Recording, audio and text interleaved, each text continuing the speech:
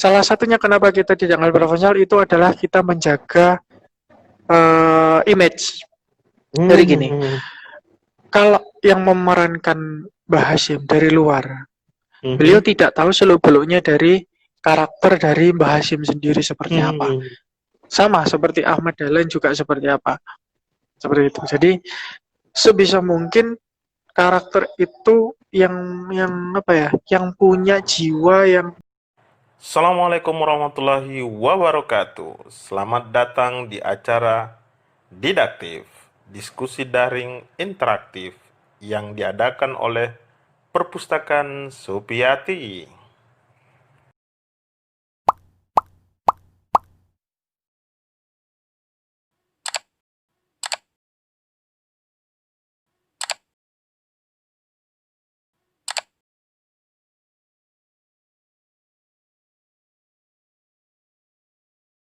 Bismillahirrahmanirrahim. Assalamualaikum warahmatullahi wabarakatuh. Salam sejahtera buat kita semuanya.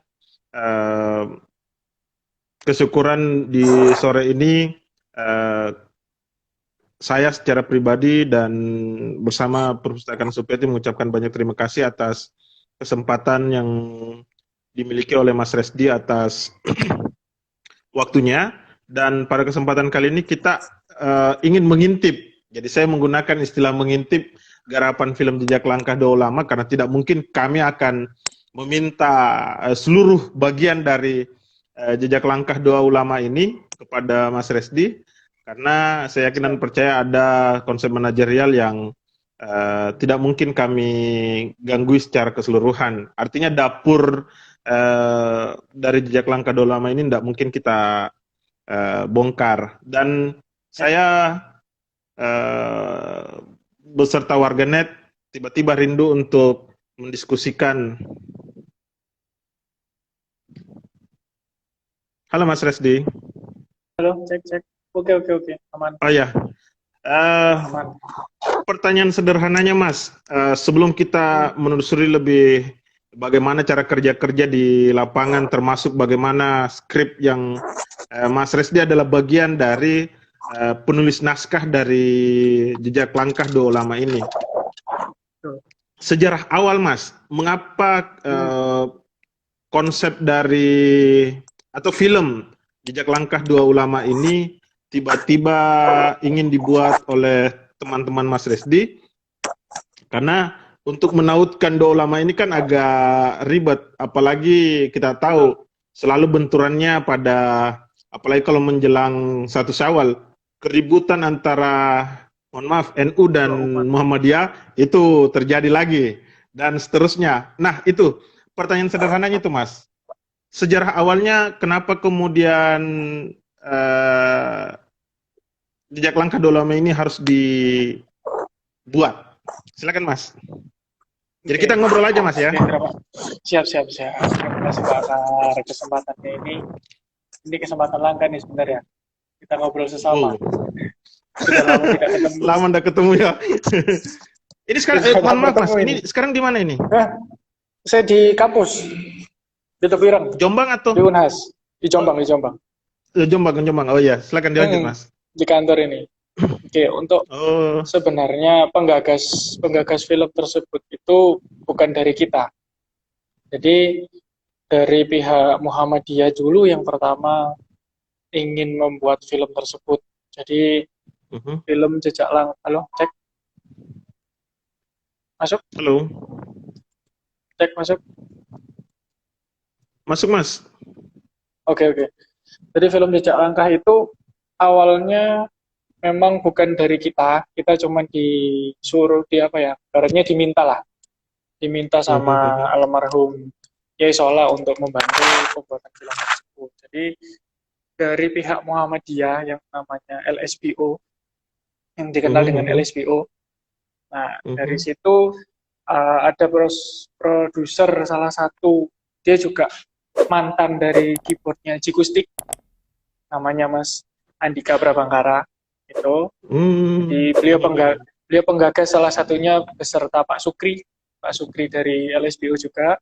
Beliau datang sowan ke Tebu Ireng, bertemu dengan Nyai, ngobrol-ngobrol-ngobrol. Saya tidak tahu itu ngobrolnya tentang apa dan seperti apa.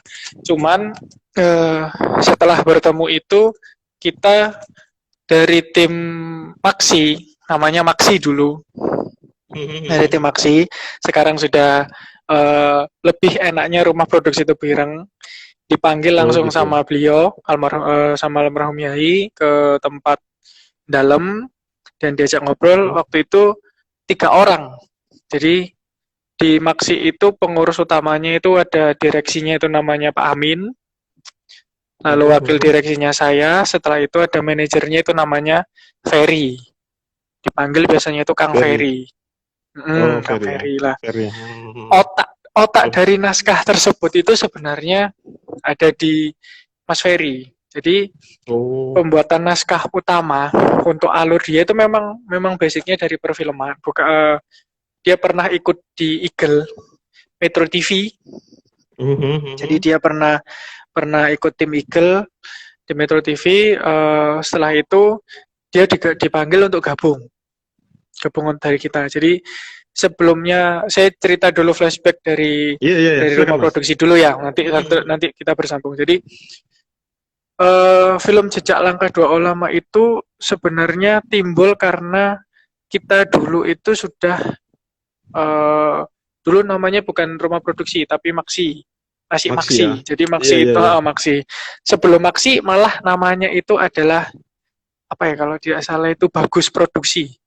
Oh, Bagus bagus. Production. Oh, Bagus iya, iya. Barisan Gusola. Waktu itu yang Oh, awal Barisan Gusola ya. Iya, iya, iya, iya, iya. yang awal apa namanya film-film pendeknya Khofifah Eh, Gubernur Iya, iya, Jawa iya, Timur. termasuk Nah, termasuk itu YouTube yang kita yang dikirim itu. betul. Ini Iya, sip. sudah bisa dipublish ini. Nah, Aha. dari barisan Gusola tersebut kita sudah memproduksi sekitar 12-14 film pendek. Itu dari mulai pertama beliau kampanye sampai terakhir finish penutupan kita lebaran juga, sampai apa namanya cari tempat ke Probolinggo kemanapun tempatnya itu kita susuri untuk mencari angle, untuk mencari suasana untuk syuting meskipun hanya pendek saja. Seperti itulah. Dari situ lama-lama almarhum Yai Sola itu membuat gagasan. Jadi Bagus Produksi ini kenapa harus berhenti sampai sini? Seperti itu. Jadi kenapa kok tidak lanjut saja? Terus akhirnya habis gitu yang namanya Pak Amin itu beliau adalah apa ya ibaratnya itu kayak asisten beliau. Kemanapun beliau berada, beliau pasti ikut. Namanya Bapak Aminuddin Aziz namanya. Nah, beliau ini menggagas apa namanya disuruh almarhum Yai, ayo cari apa namanya siapa yang bisa buat naskah untuk membantu Khofifah seperti itu, Ibu Khofifah gitu. Dipanggillah saya pagi-pagi pukul tuh kalau saya ingat itu pukul 7 itu saya di WA. Mas, saya minta tolong buatkan naskah. Jam 10 pagi saya tunggu. Nanti kita ke dalam. Jam 7 pagi di telepon. Naskah apa Pak? Naskah untuk apa namanya kampanye, dikirimi video. Ternyata video dari Kepulauan. Oh, seperti ini kampanyenya. Oke. Kita membuat tandingan, cuman yang tidak mengandung unsur sara, unsur kejelekan atau unsur menjelek-jelekan Kepulauan. Jadi kita hanya membuat promosi tentang apa kinerja dan cara kerja visi misi dari Ibu Gubernur tersebut. Akhirnya kita buat jam 10 itu deadline. Waduh, bisa enggak ini pukul 10 ini harus dikumpulkan seperti itu. Setelah itu saya ke kampus. Di situ mulai sulit sekali untuk membuat naskah dalam waktu berapa jam itu? 3 jam. Nggak sampai 3 jam, 2 jam. Pukul 7 di telepon itu baru bangun, belum cangkep, belum mandi ke kampus. Di kampus itu pukul 8. Pukul 8 itu baru buka laptop, sudah. Nulis paragraf pertama aja, tidak tahu mau arahnya kemana. Nah, itu yang paling sulit. Pertama kali membuat naskah, ibaratnya naskah kampanye, kan berbeda dengan naskah-naskah drama. Kalau naskah drama kan kita bisa olah dengan unsur fiksi. unsur drama-drama yang dramatis. Nah, kalau ini unsur Iya, iya, iya. unsur kampanye kan berbeda unsurnya. Jadi kita harus menonjolkan visi misinya beliau, menunjukkan kinerjanya beliau seperti apa. Dari situ searching YouTube seperti apa, dikasih referensi. Oke lah, saya buat sedikit. Nama judul awal dulu itu kalau tidak salah, saya lupa dulu tuh namanya apa. Banyak kok, tema-temanya banyak. Nanti bisa dilihat di YouTube-nya Rumah Produksi Tebuireng. Jadi bisa di YouTube, namanya Rumah Produksi Tebuireng. Di situ ada film dari pertama sampai terakhir. Setelah itu, naskah jadi, pukul 9 jadi, saya di calling lagi, Mas cari aktor sekalian 2. Langsung disuruh cari aktor 2. Jadi nggak mudah, setelah naskah ada tugas lagi, aktor. Jadi terus aktor, untungnya bukan aktris, aktornya saja 2. Kalau aktrisnya sudah punya, oke. Saya cari aktor 2, akhirnya saya juga di sini kan sebagai pembina UKM. Jadi anak UKM futsal saya comot aja, saya ambil aja salah satu. Udahlah yang paling ganteng saya ambil. Oh, saya gitu tarik. Ya? Yang paling ganteng saya ambil, saya tarik. Setelah itu anaknya saya, Pak saya nggak bisa acting, saya gimana? Wes pokoknya tak ajari nek masalah acting gampang, saya gitu kan. kan sudah ada mata kuliah itu bertepatan waktu itu anaknya dari prodi bahasa Inggris. Jadi kan ada materi juga tentang drama juga di bahasa Inggris. Kan tidak beda jauh dengan kita bahasa Indonesia kan, cuman berbeda bahasanya saja seperti itu. Akhirnya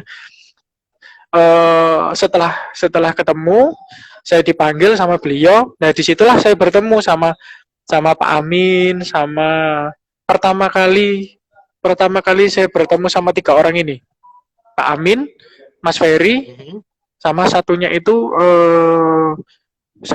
dari timnya Ibu Gubernur. Itu. Tuh sama Zuria banyak itu salah satunya. Kita ngobrol tentang film itu, direvisi sama almarhum. Setelah itu oke, lanjut. Nah, dari situ langsung saya persingkat aja, terbentuklah di situ namanya Bagus Production. Dari Bagus Production, alhamdulillah Ibu Gubernur menang. Setelah menang itu, lalu Pak Amin itu berbincang dengan almarhum Yai dan tanya kejelasan gimana, Bagus ini sampai sini aja apa lanjut? Seperti itu.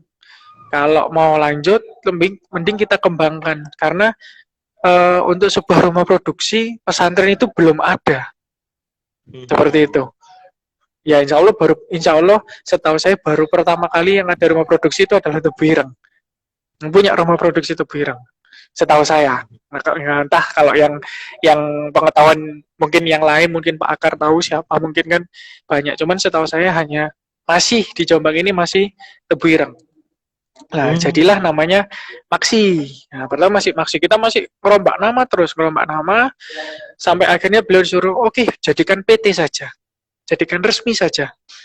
Nah, dari situ dikembangkan, akhirnya jadilah rumah produksi Tebuireng. Waktu perubahan nama dari rumah produksi Tebuireng itu, datanglah tawaran dari LSPO. Langsung menuju ke almarhum Yesola. Nah, di Yesola itu bertemu dengan Pak, mesti di mana ada Yai, di situ ada Pak Amin. Nah, Amin Aziz. Dia ngobrol-ngobrol, oke, saya dipanggil, Ferry dipanggil, sama ada namanya Abror dipanggil. Abror itu bagian tim riset, namanya Abror. Nah, tim riset dipanggil bertiga, ditemukan sama beliau, Pak Sukri dari Muhammadiyah, terus Pak Andika, terus ada Mas apa lagi saya lupa itu, ada banyak timnya itu. Nah, setelah bertemu, saya langsung disodorkan naskah. Jadi bukan naskah sih sebenarnya, proposal, maaf, bukan naskah, proposal mulai dari dana, mulai dari pembuatannya itu seperti apa, mulai dari jadwalnya, mulai dari sutradaranya siapa, itu masih mentah, jadi masih belum fix. Nah, sekitar dananya segini. Oke, disambut baik dengan almarhum. musola. Jadi terbuka lebar. Nah, jadi yang kita tonjolkan itu bukan bukan apa namanya perselisihan dua tokoh, perselisihan NU dan Muhammadiyah, tapi apa? Kita menggabungkan dua persepsi. Di persepsi dari Muhammadiyah dan persepsi dari NU yang sekarang ini dijadikan senjata untuk saling melawan seperti itu. Padahal dua ajaran itu kan sama sebenarnya. Nah, almarhum Yai itu ingin membuat kita itu sama. NU Muhammadiyah itu sama. Ini hanya sebuah organisasi, bukan sebuah agama. Itu yang dicanangkan sama beliau. Akhirnya terbuka lebar, oke, kita diutus untuk ke Jogja. Jadi setelah itu kita rundingkan, jadi setelah naskahnya ke situ, beliau kembali, kita berunding, setelah berunding sama tim, gimana ini? Oke, apa namanya, kita setuju, kita sepakat, kita harus cari kru sebanyak-banyaknya untuk menangkal, karena sebelumnya kru kita ini bisa dihitung jari, Pak. Mungkin 10, kadang nggak sampai 5. Jadi ibaratnya kita kan masih kecil. Kita itu masih kecil, bukan production house yang besar sekali, bukan. Kita masih merintis dari awal. Masih awal dari situ, barulah beberapa bulan kemudian siapa namanya? Kita dipanggil lagi sama beliau. Nama Yasolah dipanggil. Coba kamu berangkat ke sana, membalikan proposal. Seperti itu. Kita berunding seperti apa enaknya, gitu loh. Sama tim naskah, yang ditunjuk naskah, saya, Mas Ferry, Pak Amin. Berangkat ke sana bertiga. Maaf, ada Pak Amin, ada saya, ada Mas Ferry, ada Abro, dan ada Hilmi, kalau nggak salah. Sama Mas Sigit. Sama Sigit itu. Jadi tim itu kita berangkat ke Jogja, malam-malam kita berangkat, pagi langsung meeting. Jadi pagi langsung meeting, pukul 8 kita meeting di Jogja itu, kita meeting sampai sekitar sore. Setelah meeting, kita langsung balik ke Jombang untuk menggodok. Kita godok naskahnya. Itu masih naskah, bukan naskah, masih proposal juga itu. Masih mentah. Jadi ibaratnya katanya Pak Sutradara itu ada skrip final 1, final 2, final 3, mantap 1, mantap 2, mantap 3, oke 1, oke 2, oke 3. kayak buat betul proposal sih. Ya, proposal 1, proposal 2. Betul. Nanti ada proposal final.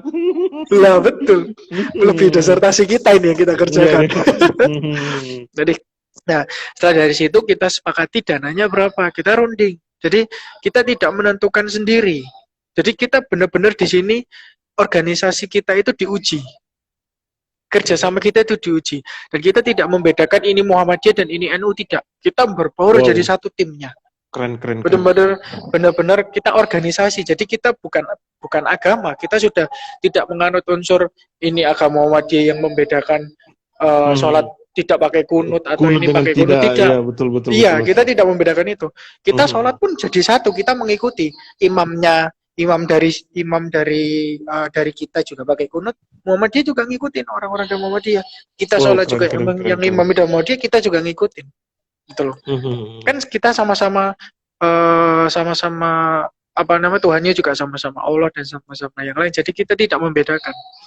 Nah, dari situ itulah yang membuat film ini rohnya itu jadi. Jadi kita tidak ada perbedaan. Kalau di sini kita ada perbedaan, saya yakin film ini tidak akan semeledak sebelum COVID loh, sebelum COVID itu. Nah, itu. Jadi pembuatan naskah itu benar-benar dari awal beliau bersemangat sekali. Jadi almarhum Yai itu setiap kita ke Jogja minta reportnya seperti apa. Kita waktu beliau Seto itu kita benar-benar kehilangan. Kita tahu perjuangan beliau saat membuat film ini. Dan film ini sebelum dirilis itu sempat akan dilihat sama beliau di rumah sakit. Seperti itu. Nah, setelah akan dilihat itu, akhirnya dapat kabar kalau beliau kritis. Akhirnya Seto itu tadi akhirnya yang melihat ya para anak-anaknya, ibu nyainya itu yang melihat, yang mereview malah Gus Ipang sendiri. Gus Ipang itu sudah terkenal, Ipang Wahid sudah terkenal di dunia perfilman. Beliau yang mereview, yang datang. Jadi kita nonton itu benar-benar sangat inginnya sekali beliau menonton film itu, akhirnya rilis juga. Jadi proses pembuatannya memang betul-betul dari nol, betul-betul kru-krunya itu yang kru gabungan, bukan hanya dari Muhammadiyah saja, bukan dari LSBO saja. Kita krunya juga dari kita juga, dari beliau juga. Aktornya pun kita tidak mengambil dari orang luar. Jadi aktornya itu betul-betul apa ya? Kayak kalau di Tebireng sendiri itu aktornya dari orang pondok. Pokoknya lingkungan pondok lah. Lingkungan pondok. Jadi tidak ada kita ngambil aktor sama aktrisnya itu kayak sudah terkenal. Sebenarnya tidak. Kita betul-betul dari nol, betul-betul melatih hampir 1 tahun kita melatih. 6 bulan apa 5 bulan gitu kita melatih aktor-aktornya itu. Ada tim aktor sendiri dari kita. Dari Jogja pun ada tim aktor sendiri. Seperti itu. Jadi gitu ya. Jadi kita benar-benar kerjasamanya itu teamwork. Jadi dari jauh pun kita telekonferensi. Jadi naskah itu pun telekonferensi. Sebelum kita ada daring, kita sudah berusaha telekonferensi, karena tidak mungkin kita harus bolak-balik Jogja Surabaya, Jogja Jombang itu tidak mungkin. Kita menghabiskan biaya banyak sebelum pasca produksi, malah tambah banyak. Nah, dari situ kita telekonferensi, mulai kita sampai pernah dikurung, bukan dikurung, ibaratnya di apa ya? Di karantina 4-5 hari untuk buat naskah tersebut, untuk membedah, membreakdown naskah itu dari awal. Kita betul-betul 4 hari 4 malam, 4 hari berapa malam itu betul-betul melek untuk dari pagi ketemu pagi lagi. Dan alhamdulillah film itu benar betul-betul, kalau sebenarnya unsur utama, roh utama dari film itu ya dari aktor sama sutradara. Kalau sutradaranya pun tidak tidak tahu seluk-beluk pesantren atau lain-lain, mungkin film itu tidak punya roh yang bagus. Karena awal itu sutradaranya memang saya tidak tahu itu siapa sutradara dari yang awal, ternyata tiba-tiba sutradaranya kan ganti lagi. Gitu ya. Betul. Jadi sutradaranya itu dari awal itu memang berbeda. Karena kan masih belum fix, proposal itu kan belum fix. Akhirnya kita tentukan sutradaranya adalah Pak Sigit Ariansa. Beliau itu dulu juga pernah mondok juga di Gontor kalau nggak salah, terus pernah juga di Muhammadiyah juga. Jadi dia punya culture Muhammadiyah dan punya culture NU. Wah asik gitu. Jadi 2 culture dia. Jadi dia tahu seluk-beluknya Muhammadiyah dan tahu seluk-beluknya. Betul. Jadi film ini mau kita apakan, mau kita bawa kemana, malah jadinya kan kita tidak mencari konfliknya, kita tidak mencari persamaan dan perbedaannya, tapi yang kita cari ajarannya ya. Itu ajarannya. Ini sama-sama ke Yai Khalil, sama-sama ke Mekah, berguru ke sini kan sama, cuman berbedanya kan beliau tidak ketemu. Itu pernah suatu saat ketemu tapi masa kecil. Nah, ketemu tapi masa kecilnya ketemu. Nanti ada. Itu filmnya bisa tonton. Berarti bagian itu tidak bisa dibincang. Tidak bisa dibincang itu.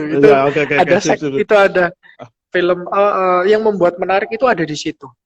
Jadi di sejarah kan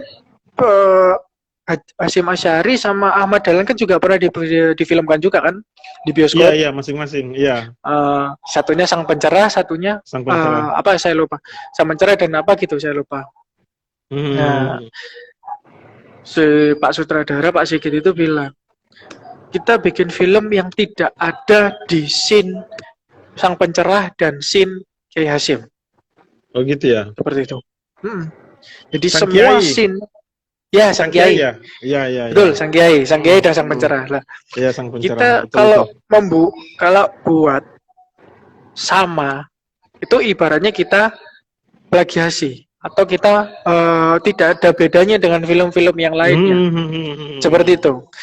Nah, dari situ sutradara benar-benar punya hak khusus untuk membreakdown naskah mulai dari gimana bayangannya dan gimana. Dan di situ kita yang dari nol mulai tahu. Yang saya bukan background film, bukan background dari apa namanya perfilman atau gimana, saya jadi tahu. Jadi sosok sutradara itu adalah kunci roh dari gimana film itu bisa terbentuk, bisa bagus, bisa dinikmatin dan bisa membuat orang itu tidak bosan dengan sejarah. Gitu. Tujuan utama kita, katanya sutradaranya, film sejarah kebanyakan itu beberapa menit setelah intro awal atau lihat jalan cerita, kebanyakan ngomong orang itu sudah keluar dari bioskop. Nah, gimana caranya kita sebagai penonton, bukan orang tua, bukan orang dewasa, tapi milenial, kan? Yang kita sosorkan milenial. Iya. Tidak keluar waktu film itu belum selesai. Saat film itu belum selesai, gimana sasarannya?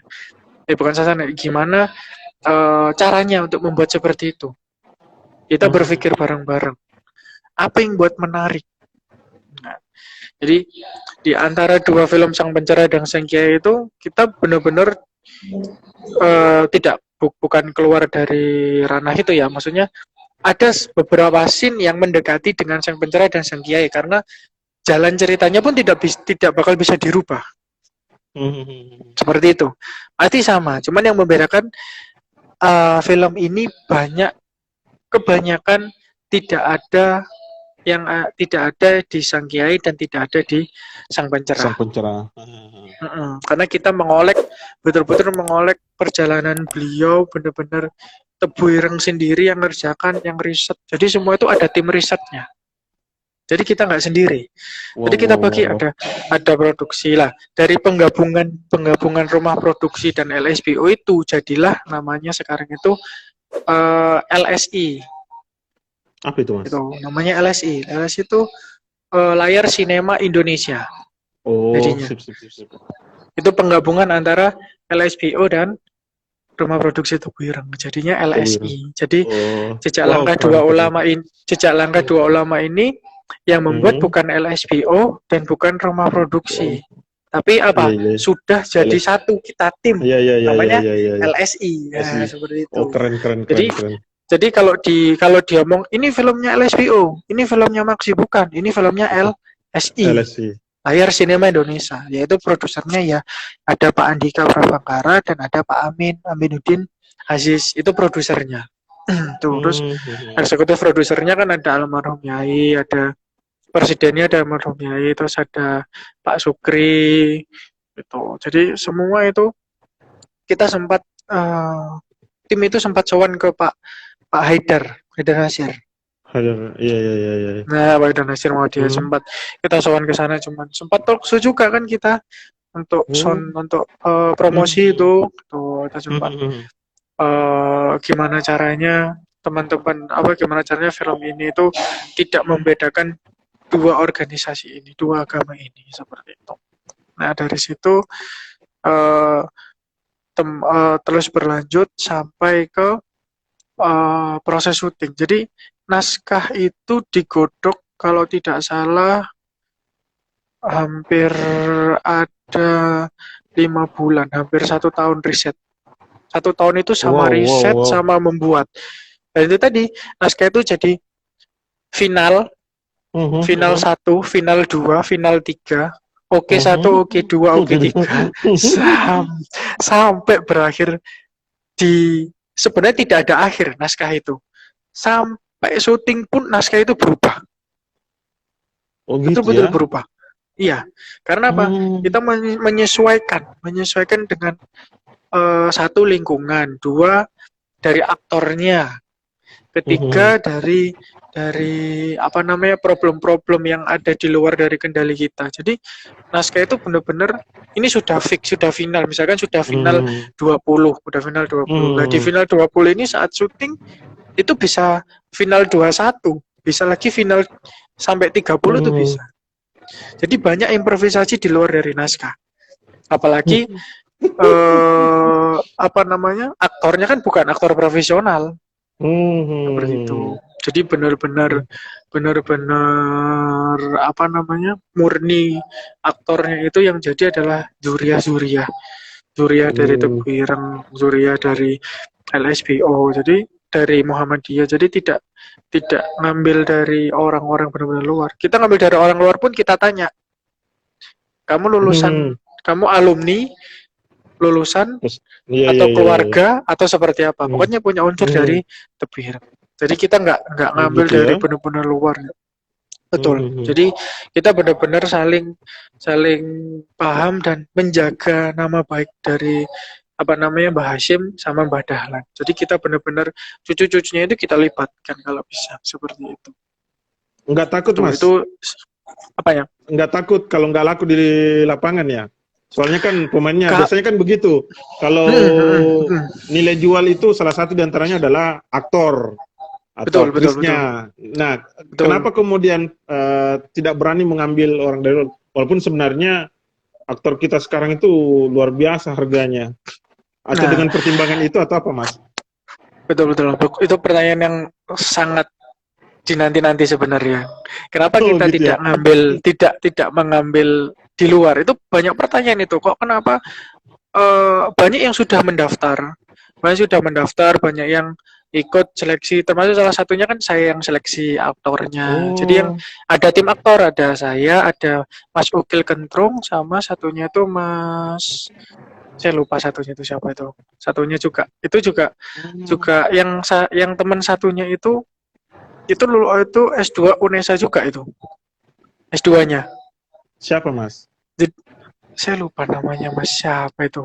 Pokoknya ada banyak UNESA juga, dan ada aktris dari mahasiswa UNESA juga ada.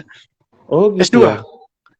Namanya Mbak Novi, cuman dia belum sempat main berhubung ada kendala, akhirnya beliau pulang. Akhirnya dia pulang terus digantikan sama tim lain dengan aktris lain seperti itu. Jadi betul-betul yang kita pakai luar itu adalah orang-orang sebagai figuran, tapi bukan sebagai pemeran utama. Seperti itu. Jadi figuran-figuran kita harus pakai luar, tidak mungkin kita figuran memaksakan orang dalam. Seperti di situ kan ada bule kan orang luar. Ada orang Belanda, ada orang mana, itu kan otomatis kita ambil dari luar. Kalau kita ngambil dari dalam kan nggak mungkin, kita nggak punya bule. Punya bule lah. Di situ kan juga ada aktris yang nakal-nakal, misalnya kayak di situ kan diceritakan si Tebu Ireng dulu itu kan sebagai ada walimo, kayak dulu kalau di sini tuh kayak doli lah. Kayak dolinya, kayak PSK. Di situ kan di situ juga diceritakan. Nah, yang jadi wanita penggodanya itu siapa lah? Itu kan nggak mungkin kita ngambil dari orang pondok. Nah, karena kan kita tidak etis dan tidak boleh memang harus lepas kerudung dan lain. Karena kita benar-benar cari yang dari luar. Dan itu benar-benar terseleksi yang dia bisa mau dan berperan seperti ini tuh mau. Itu memang susah sekali. Kalau tidak profesional juga susah. Salah satunya kenapa kita tidak profesional itu adalah kita menjaga image.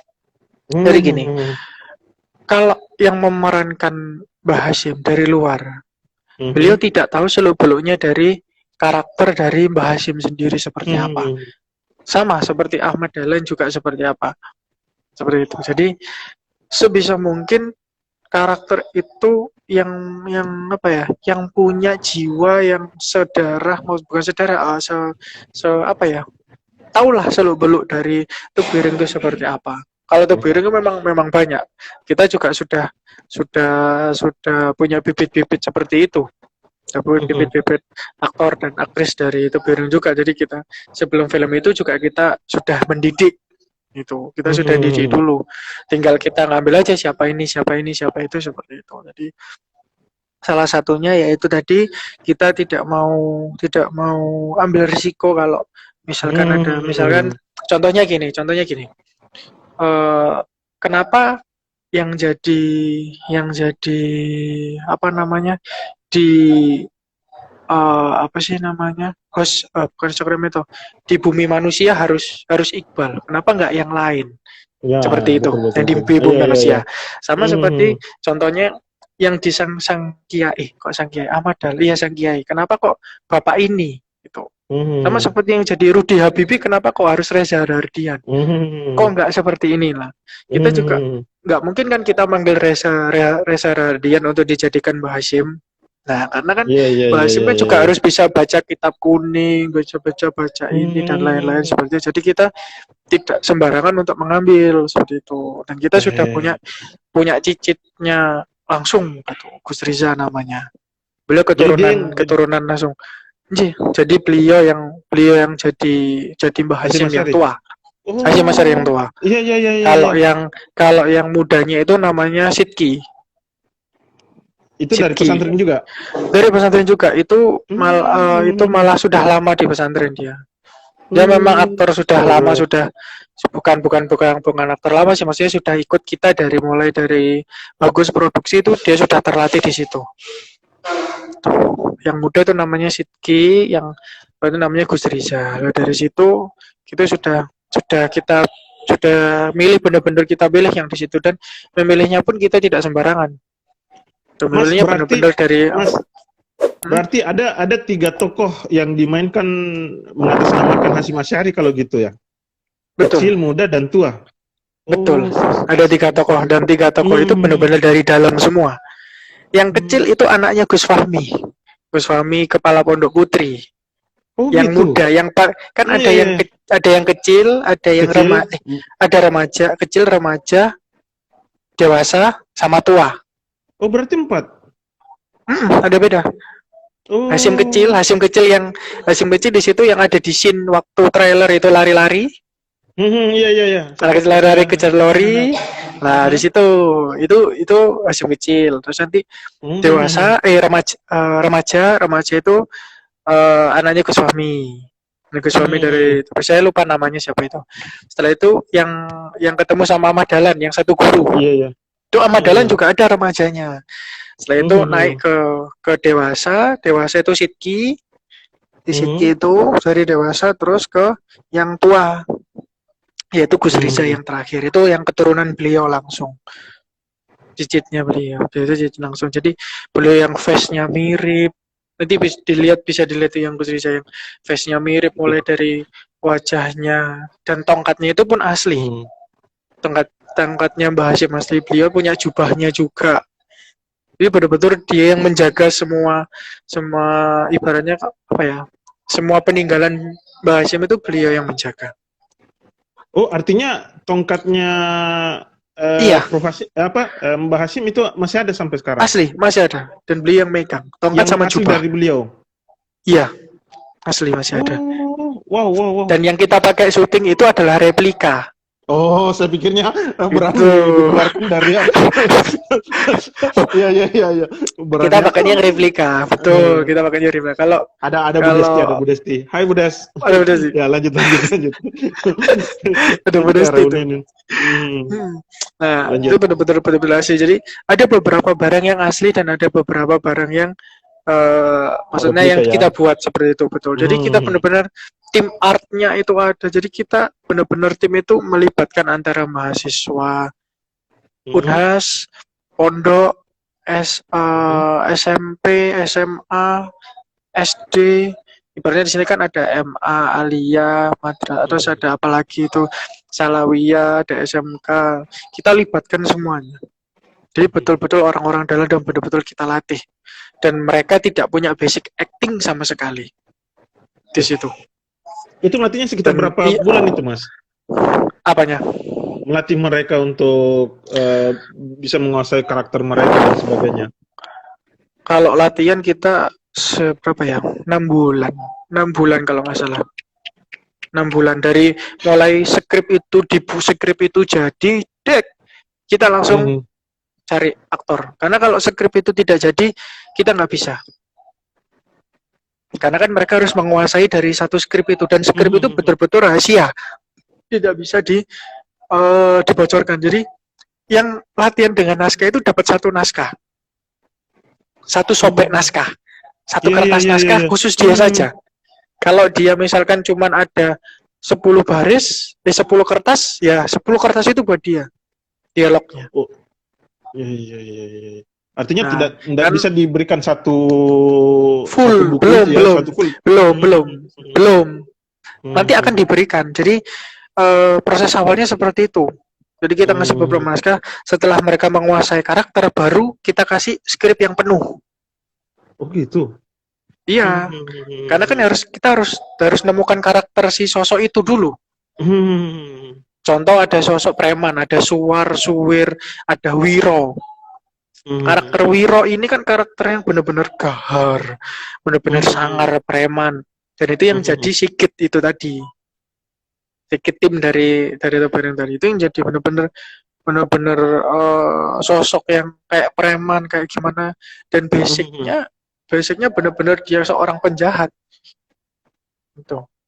Nah, gimana caranya untuk jadi itu, yaitu benar dilatih. Dan kita punya namanya itu ada bukan bukan stuntman ya, apa ya? Yang melatih apa namanya? Perangnya, yang melatih Hmm. silatnya itu ada tim Oh pelatih gitu. silat juga. Iya. Jadi kita kayak silat yang di scene kebakaran itu ada satu scene kebakaran itu. Di situ kan ada pertarungan si Wiro dengan pertarungan anak buah dari Mbah Hasyim, penjaganya Mbah Hmm. Hasyim. Nah, itu silatnya betul-betul silat dan tidak tidak apa namanya, kita tidak pakai stuntman, langsung benar-benar mereka yang jatuh bangun Pemainnya dan langsung. lain-lain. Wah, Pemainnya langsung. Dan pemainnya itu pun ampun saya. betul-betul betul-betul menguasai bela diri.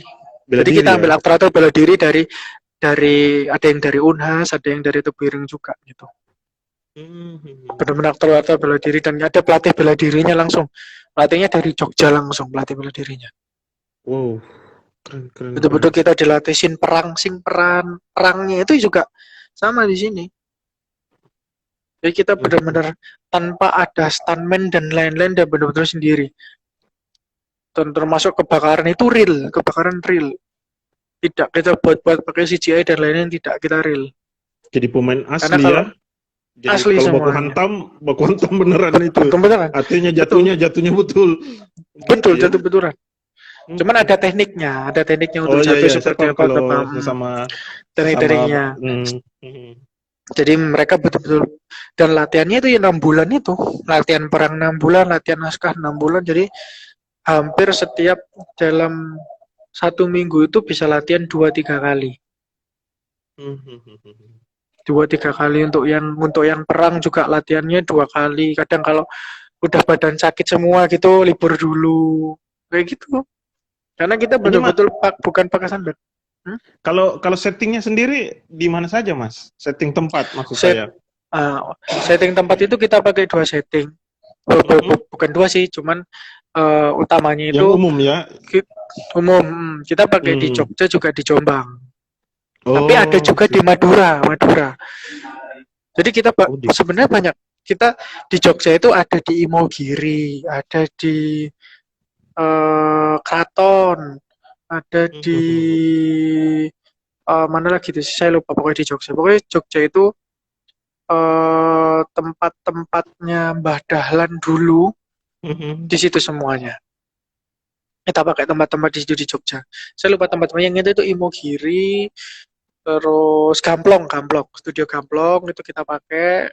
terus makam, bukan makam raja-raja, saya lupa itu di mana itu. Saya lupa yang Jogja itu banyak. Juga di Jombang itu kita pakai di sekitar Jombang ini hampir kita semua pakai.